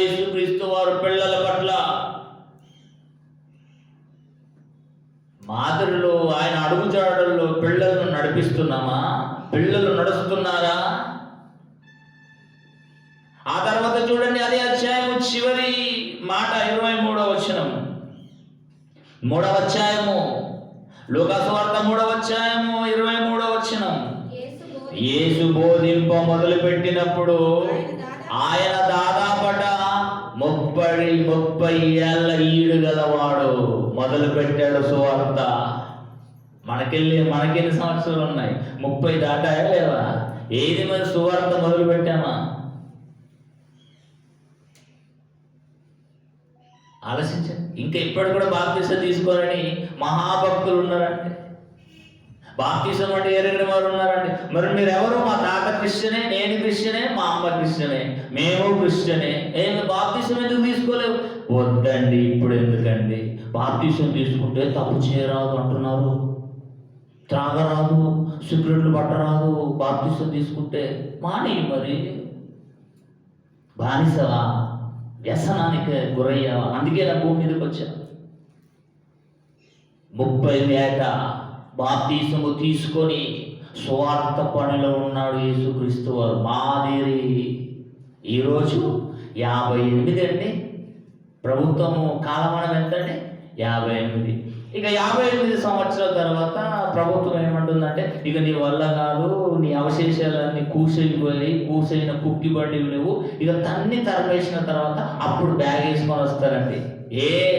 వస్తారు, సాక్ష్యం చెప్తారు. ఇగో రాత్రికి రాత్రి దేవుడు నన్ను పిలుచుకున్నాడు. ఎందుకు? సువార్త పనులన్నట. నువ్వెవడికి కాదు దేవుడికి. 1 కిలోమీటర్ నడవలేవు, అడుగులు వేసుకుంటూ వస్తావు, ఒక పాట పాడలేవు, ఒక వాక్యమో చెప్పలేవు. నీ బలమంతా గవర్నమెంట్కి ఇచ్చేసావు, నీ బలమంతా, నీ ఆయుష్ అంతా నీ కుటుంబానికి ఇచ్చేసావు. 58-60 జరిగిన తర్వాత ఇప్పుడు నువ్వు కాడుకు దగ్గర అవుతావు, ఊరుకు దూరం అయిపోతావు. అప్పుడు నువ్వు సువార్త పనిలోకి వస్తావా? ఇదేనా క్రీస్తు యేసు చూపిన మాదిరి? క్రీస్తు యేసు ఎప్పుడు వచ్చాడు సువార్త పనిలోకి? చూడండి, ఆయన దాదాపట యేసు బోధింప మొదలు పెట్టినప్పుడు 30 ఏళ్ల ఈడు గలవాడు. ఇదండి మాదిరి. ఎవరు పెట్టుకుంటున్నారో చెప్పండి మాదిరి. 30 ఏళ్ళు వచ్చాయండి. ఇక 30 ఏళ్ళు వచ్చిన తర్వాత పెళ్లి చేసుకోవాలి, పెళ్లి చేసుకున్న తర్వాత పిల్లలు కావాలి, పిల్లలు కలిగిన తర్వాత కుటుంబ పరిపాలన. ఎప్పుడు వస్తావు మరి దేవుడి దగ్గరికి? ఎప్పుడు వస్తావు దేవుని బోధను బోధించడానికి? యేసుక్రీస్తు మాదిరి చూపడం లేదా? క్రైస్తవులకు తెలియడం లేదా? క్రైస్తవులు చదవడం లేదా? చదువుతున్నారు కానీ పట్టించుకోవడం లేదు. ఏవైతే కఠినంగా ఉంటాయో వాటిని దాటేస్తున్నారండి. ఏదైతే ఈజీ ఉంటుందో అది మాత్రం ఈజీ కదండి పండుగ చేసుకోవడం. కొత్త బట్టలు, ఈరోజు కృపాసాగర్ కొత్త బట్టలు వేసుకొని వచ్చారు. ఆయన పుట్టినరోజు కాబట్టి. క్రీస్తు పుట్టినరోజు అంటే మనం ఎందుకు వేసుకోవాలి కొత్త బట్టలు? యేసుక్రీస్తుకి వేయండి, ఆడ నిలబెట్టండి. యేసుక్రీస్తు మధ్యలో నిలబెట్టి. బాలుడే కదా ఇప్పుడు కూడా, చంటి పిల్లుడు కదా ఇప్పుడు, అంతే కదా. బాలుడుగా ఉన్నప్పుడు ఆయన యేసుక్రీస్తుని తీసుకురండి, పరలోకం నుండి బాలుడు తత్వం తీసుకురా, వేయండి, వేసి బట్టలు వేయండి, కేక్ పెట్టండి, కోపి ఇవ్వండి. అప్పుడు మనము భలే భలే హ్యాపీ క్రిస్మస్, మేరీ క్రిస్మస్ పాట పడదాం. ఒక పాటల మీద ఇక తక్కువ లేదంటే. దేవుడి పిల్లరా, 99 నీతిమంతుల కంటే మారు మనస్సు అక్కరలేని నీతిమంతులు 99 నీతిమంతుల కంటే ఒక్క పాపి అంటే ఎవరో తెలుసా? ఆ బంగాలు ఈ బంగాలు మోసాలు చేసిన వాడు, ఆజ్ఞను అతిక్రమించిన వాడు, అంటే దేవునికి దూరమైన వాడు. వాళ్ళు దేవుని సన్నిధిలోకి వచ్చి క్రీస్తుని అంగీకరించి మారు మనసు పొంది బాప్తిసము పొంది సంఘములో చేర్చబడితే అప్పుడంటే నిజమైన క్రిస్మస్. కుమారుడు తప్పిపోయాడు, కావాలని పోయాడండి, తప్పిపోలేదండి. వాడు కావాలని మదమెక్కి మస్తికెక్కి వెళ్ళిపోయాడండి. ఆస్తిని పంచుకొని అంత ఖర్చు పెట్టాడు, పందుల పొట్టు తిన్నాడు చివరికి. ఇక ఈ పందుల పొట్టు తినే కంటే నా తండ్రి దగ్గర ఒక పని మార్గం బ్రతుకుతే నాకు మంచి ఆనందం దొరుకుతుందని తిరిగి వస్తున్నాడండి. ఆయన తండ్రి ఆలోచన చూడండి, పరిగెత్తుకుని మేము వద్దు పెట్టుకున్నాడట. ఇదిగో నా కుమారుడు తిరిగి చనిపోయి మరలా బ్రతికాడు. ఆనందం చేయండి, గొడ్డును కొయ్యండి, వధువును పశించండి, పశువును వధించండి. ఉంగరం పెట్టాడట, కొత్త బట్టలు, కొత్త కొత్త చెప్పులు, పండగ చేసుకుందాం రండి, తిరిగిన కుమారుడు మారు మనసు పొంది మనలో వచ్చాడు నా దగ్గరికి. అది తండ్రి కోరుకుంటున్నాడు. ఈ క్రిస్మస్ నుంచి అనుకుంటున్నామా, ఈ 25 డిసెంబర్ నుంచి మళ్ళీ వచ్చే 25 డిసెంబర్ వరకు ప్రతి ఒక్కరు ఒక్కొక్క ఆత్మను నడిపించి వచ్చే 25 రోజులు పండుగ చేసుకోండి. మేకను కోద్దాం. ఇక్కడ అందరు చర్చల్లో కోసుకుంటున్నారంటే ఒక ఆయన రాలేడు, కడపలో రాలేడని ఆనందిస్తే ఆ చర్చిలో అయిన క్యాషియర్ అట, క్యాషియర్కు పదవి అప్పగించినట్టు ఏంటి, మేకను తీసుకొచ్చి కోయడం. పండుగ. దేవుని పిల్లలు కోసుకోండి, పర్వాలేదు, తినండి, ఎంజాయ్ చేయండి. కానీ ఒక్క ఆత్మనైనా నడిపించావా?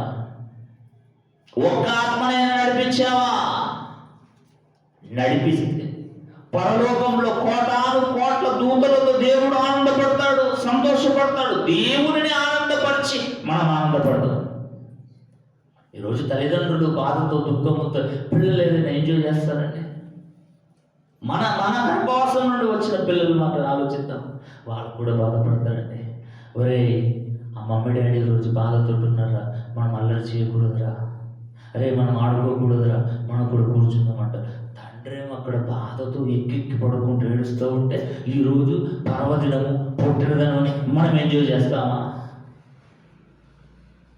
న్యాయమేనండి. చివరి ఒక మాట చదువుకుందామంటే అయిపోతుంది కదా. చివరి ఒక మాట చదువుకుందాం. లూకా సువార్త 1వ అధ్యాయం. లూకా సువార్త 1వ అధ్యాయం 17వ వచనం. లూకా సువార్త 1వ అధ్యాయం 17వ వచనం. మరియు అతడు ఎవరు? యోహాను బాప్తీసం ఇచ్చి యోహాను గారి గురించి తల్లిదండ్రుల హృదయమును పిల్లల తట్టునకు అవిధేయులను నీతిమంతుల జ్ఞానమును అనుసరించుటకును త్రిప్పి ప్రభు కొరకు ఆయత్తపడి ఉన్న ప్రజలను సిద్ధపరచుటకై ఏలియా యొక్క ఆత్మయు శక్తియు గలవాడై ఆయనకు ముందుగా యేసుక్రీస్తు వారికి ముందుగా వెళ్ళును. కనుక నీకు సంతోషం, మహా ఆనందం కలుగును. అతడు యోహాను పుట్టినందుకు అనేకులు సంతోషపడతారట. యేసుక్రీస్తు వారు పుట్టాడు, అనేకులు సంతోషపడుతున్నారు లేదా? యేసుక్రీస్తు వారు ఈ లోకానికి ప్రవేశించాడు, అనేకులు ఆనందపడుతున్నారు. ఈ రోజు ఇదే రోజు కృపాసాగర్ భూమి మీదికి ప్రవేశించాడు. కృపాసాగర్ ప్రవేశించిన రోజు అనేకులు సంతోషపడాలి. కృపాసాగర్ గారు దేవుడి దయందును వయసు యందును మనుషుల దయందును వర్ధిల్లాలి. అలా వర్ధిల్లాలి అంటే యోసేపు మరియమ్మ యేసుక్రీస్తును ఎలా పెంచారు, అలా కృపాసాగర్ తల్లిదండ్రులు కూడా కృపాసాగర్ను దేవునిలో పెంచాలి. ఒక అన్న సమూయేలును ఎలా పెంచింది అలా పెంచాలి. పెంచే బాధ్యత తల్లిదండ్రులది. కృపాసాగర్ ఈ లోకానికి వచ్చాడు అంటే కృపాసాగర్ పుట్టలేడు, లోకానికి వచ్చాడు. ఆయన తండ్రి గర్భంలో నుండి తాతల గర్భం నుండి ముత్తాతల చివరికి ఆదాము నుండి దేవునిలో నుండి ఆయా కాలమాన ప్రకారంగా నేటికి సంవత్సరం అవుతుంది కృపాసాగర్ భూమి మీదకి ప్రవేశించి. ఈరోజు కృపాసాగర్ భూమి మీదకి ప్రవేశించిన తేదీ ఈరోజు మనము సంఘముగా ప్రతి ఒక్కరము దీవించాలి, ఆశీర్వదించాలి, ఎదగాలి. అతడు దేంట్లో ముందు దేవుడి జ్ఞానమందును దేవుని వయసు యందును తర్వాత దేవుని దయందును మనుషుల దయందును అతను వర్ధిల్లాలి. తన తండ్రి తన పట్ల కన్న కలలు నెరవేర్చబడాలి అంటే దేవుని పిల్లలారా, తల్లిదండ్రులారా, కృపాసాగర్ను కంటికి రెప్పలుగా కాపాడాలి. చిన్నప్పటి నుండి ఫోన్ అలవాటు చేయకండి, బొమ్మలు చూడడం అలవాటు చేయకండి. అతడు ఒక మహాశక్తిగా మారాలి. ఎలిషబెతు ఎవరండి? జకర్యా గర్భంలో నుండి యోహాను గారు వస్తున్నాడు. అనేకులు సంతోషపడతారు, అనేకులు సంతోషించుతున్నాడు. ఒక యేసుక్రీస్తు వారు, ఒక పౌలు గారు, ఒక స్టెఫెన్ గారు ఈరోజు 21వ శతాబ్దంలో జయశాలి గారు వచ్చారంటే భూమి మీదకి అనేకులు సంతోషిస్తున్నారు. నేటికి సంవత్సరం అవుతుంది. కృపాసాగర్ కూడా ఈ లోకానికి వచ్చాడు, సంవత్సరం అయింది. అనేకులు ఆయన పట్ల సంతోషించాలి. అలా పెంచాలి, అలా పెంచాలి. బాలుడుగా ఉన్నప్పుడే నా తండ్రి పనుల మీద ఉండకూడదని యేసుక్రీస్తు వారు ఎలా తన తల్లిదండ్రులను ప్రశ్నించాడో, కృపాసాగర్ కూడా 12వ ఏట కంటే ముందే బాలుడుగా ఉన్నప్పుడే తన తల్లిదండ్రులను ప్రశ్నించాలి, నేను నా తండ్రి పనుల మీద ఉండకూడదా అని. అలా పెంచాలి తల్లిదండ్రులారా. ప్రతి ఒక్క తల్లిదండ్రులు, ఒక కృపాసాగర్ తల్లిదండ్రులే కాదు, ప్రతి ఒక్క తల్లిదండ్రులు తమ పిల్లలను క్రీస్తు చూపించిన మాదిరి ఆయన అడుగు జాడలలో పెంచాలి పిల్లలను, తప్పదు. అందుకే మిమ్మల్ని నమ్మి దేవుడు మీ గర్భవాసం నుండి పిల్లల్ని ఇచ్చాడు. కనుక దేవుని పిల్లలారా, ఈ 25 డిసెంబర్ నుండి మళ్ళొచ్చే 25 డిసెంబర్ వరకు ప్రతి ఒక్కరు ఒక్కొక్క ఆత్మను నడిపిస్తే పండుగే పండుగ దేవుడికి. ఆ దేవునికి పండుగనిచ్చి పండుగ చేసుకుంటూ దేవుడు సంతోషపడినప్పుడు మనం కూడా ఆనందపడదాం, మనం కూడా సంతోషపడదాం, గంతులేద్దాం, నాట్యం చేద్దాం. ఏమి చేయండి, కప్పు గంతులు వేస్తే ఏం ప్రయోజనం? నాటికలు చేస్తే ఏం ప్రయోజనం? ఏం ప్రయోజనం చెప్పండి? దేవుని పిల్లలారా, క్రీస్తు యేసు వారు లోకానికి చూపిన మాదిరిదే, లోకానికి చూపిన మాదిరిదే. ఎంతో దీన పరిస్థితిలో వచ్చాడు, దీన పరిస్థితి. పడుకోబెట్టడానికి స్థలం లేదు సత్రంలో. ఆయన సేవ చేసేటప్పుడు ఆ తల వాల్చుకోవడానికి స్థలం లేదు. డైరెక్ట్గా శిలువ మరణం, విధేయత చూపించాడండి యేసుక్రీస్తు వారు. విధేయత చూపించాడు. శిలువ మరణం, భయంకరమైన రక్తం. ఆయన ప్రార్థన చేసేటప్పుడు చెమట రక్తపు బిందువు వలె మారిందండి, గొప్ప రక్త బిందువు. ఎందుకంటే ఆయన ఎక్కే శిలువ మరణం భయంకరమైనది. ఎందుకంటే లోకానికి రక్షణ కావాలి. లోక పాపములు నేను మోసుకొని పోవాలంటే ఒక గొర్రె పిల్ల వధింపబడాలి. నేను వధింపబడబోతున్నాను. భయంకరమైన మరణం. అది తలుచుకుంటూ ఎక్కి పడుకుంటూ బాధపడుతూ ఉంటే చెమట రక్త బిందువు దేవదూత పరలోకం నుండి వచ్చి ఆదరించింది, ఓదార్చింది. కొద్ది సమయమే, కొద్ది గంటలే ఓడ్చుకోండి ప్రభా, నా యజమానుని కుమారుడు ఓడ్చుకోండి ప్లీజ్. మీరు మాట ఇచ్చారు, మాట నెరవేర్చుకోండి. దేవా నీ చిత్తమైతే ఈ గిన్నెను నా యుద్ధను తొలగించమన్నాడు. యేసుక్రీస్తు వారి బాధండి, మహారోదనం, కన్నీళ్ళు, యాచన. ఆయన మరణం నుండి తప్పించాను. క్రీస్తును ధరించిన మనం, క్రీస్తును నమ్మిన మనం బాధలు వస్తే క్రీస్తుని విడిచిపెట్టి వెళ్ళిపోతావా? అవమానాలు వస్తే సంఘాన్ని విడిచి వెళ్ళిపోతావా? నన్నేదో అన్నదని దేవునికి దూరం అయిపోతావా? అంటే క్రీస్తు చూపిన మాదిరి నీలో లేదు, నీ కుటుంబంలో లేదు. నీ పిల్లలకు చూపిన మాదిరిని నీ పిల్లలను బ్రతకనివ్వడం లేదు. తల్లిదండ్రులే దయ్యాలుగా మారారండి పిల్లల పాలిట, ఒక విష సర్పాలుగా మారుతున్నారు. అలా మారకూడదండి దేవుని పిల్లరా. యేసుక్రీస్తు వారిని చూసి ఒక గాంధీ, మహాత్మా గాంధీ, ఆయన చంపుతున్న గాడ్సేను, ప్రేమను విడిచిపెట్టండి, నిన్ను క్షమించండి అని పలకగలిగాడంటే యేసుక్రీస్తు వారి మాట ఆయనకు మాదిరి. నీ కుడి చెంప మీద కొడితే ఎడమ చెంపను తిప్పమన్నాడు. ఒకడు వచ్చి 1 మైలు దూరం రమ్మంటే 2 మైళ్ళ దూరం వెళ్ళండి అన్నాడు. ఒక స్వామి వివేకానంద ఆయన జ్ఞానదీపంలో రాసుకున్న మాట ఏంటో తెలుసా? నేను పాలస్తీనా యేసుక్రీస్తు కాలంలో భూమి మీదకి ప్రవేశించినట్లయితే, పాలస్తీనాలో పుట్టుంటే నా హృదయాన్ని చీల్చిన రక్తముతో క్రీస్తు యేసు వారి పాదాలను కడిగేవాడిని అన్నాడు. ఆదర్శం, మాదిరి, విధేయత. తను తాను తగ్గించుకున్నాడు, శిలువ మరణం వరకు తగ్గించుకున్నాడండి. అలా తగ్గించుకున్న యేసుక్రీస్తు వారికి చివరికి ఇప్పుడు స్టేటస్ కేటగిరీ ఏంటో తెలుసా? అదే పిలిపిలకు రాసిన పత్రిక ముగించుకుందాం. పిలిపిలకు రాసిన పత్రిక 2వ అధ్యాయము 8వ వచనం అండి. 8వ వచనం. మరియు ఆయన ఆకారమందు మనుషులుగా కనబడి మరణం పొందునంతగా అనగా శిలవ మరణము పొందునంతగా విధేయత చూపిన వాడే తన్ను తాను తగ్గించుకొనెను. అందుచేతనే పరలోకమందున్న వారిలో గాని, భూమి మీద ఉన్న వారిలో గాని, భూమి క్రింద ఉన్న వారిలో గాని ప్రతి వాని మోకాలును యేసు నామమున వంగునట్లు వంగాలి. అంతే. నువ్వు ఎంత గొప్పవాడివైనా, నువ్వు చక్రవర్తివైనా, సీజర్ చక్రవర్తివైనా, ప్రధానమంత్రివైనా, ప్రెసిడెంట్ అయినా, నువ్వు ముఖ్యమంత్రివైనా, ఏ మంత్రివైనా ప్రపంచంలో యేసుక్రీస్తు నామమున నీ మోకాళ్ళు, నా మోకాళ్ళు, మన మోకాళ్ళు వంగి తీరాలి. అంతే.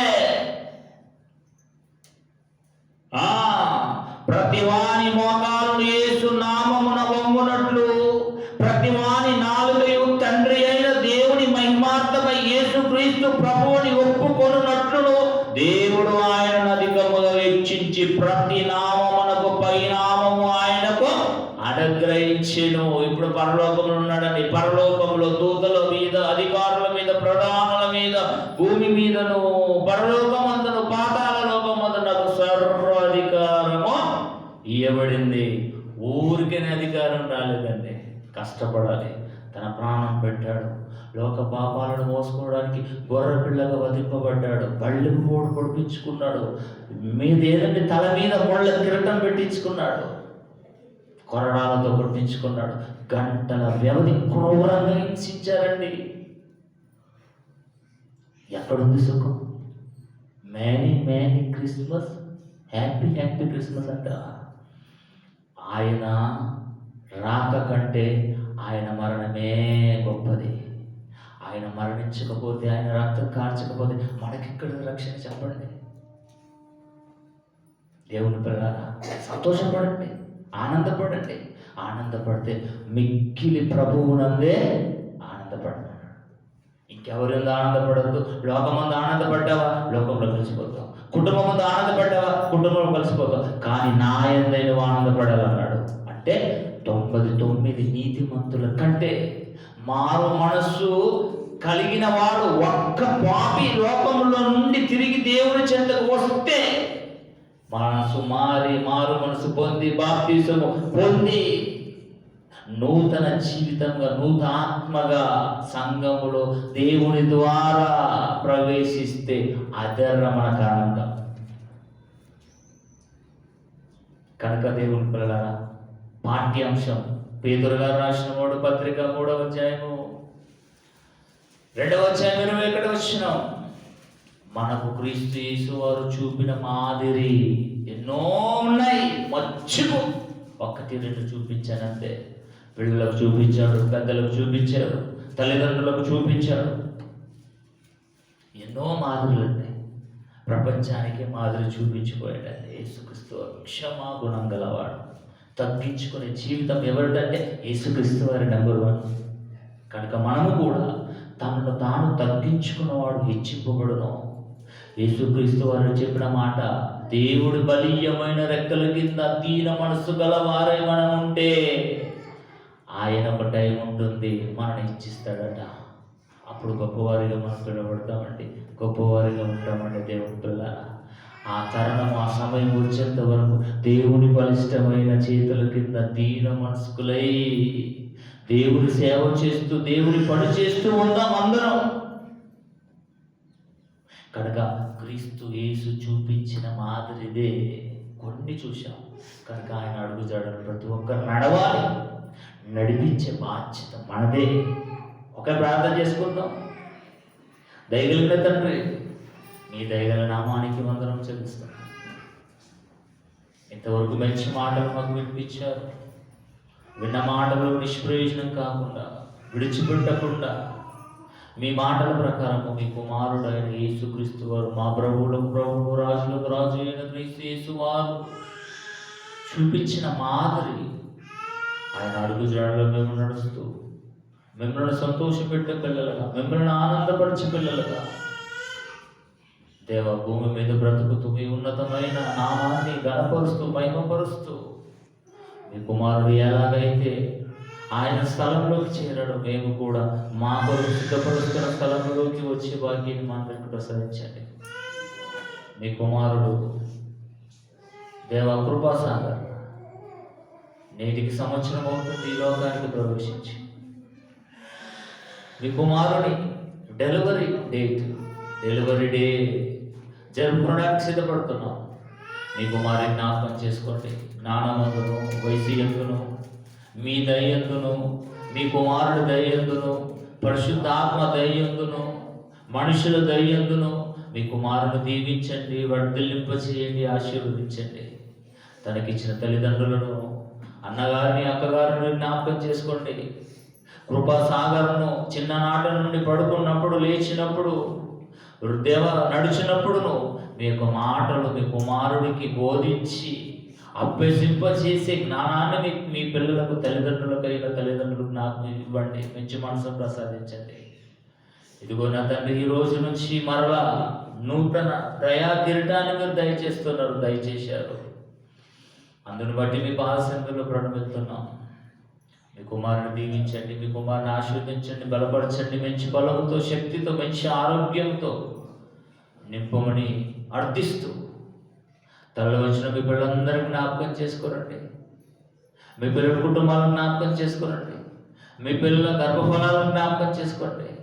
ప్రతి ఒక్కరు మీరు దీవించి ఆశీర్వదించి మనం అర్థిస్తూ సమస్తము మీ బాధసంధికి అప్పగించుకుంటూ, మమ్మల్ని మేము తగ్గించుకుంటూ, మీ నామాన్ని హెచ్చిస్తూ, సమస్తము మీ బాధసంధికి అప్పగించుకుంటూ, క్రీస్తు యేసు వారి శ్రేష్టమైన నామం ఈ ప్రార్థన మీకు సమర్పించి బ్రతిమలాడి వేడుకుంటున్నాం తండ్రి. ఆమేన్.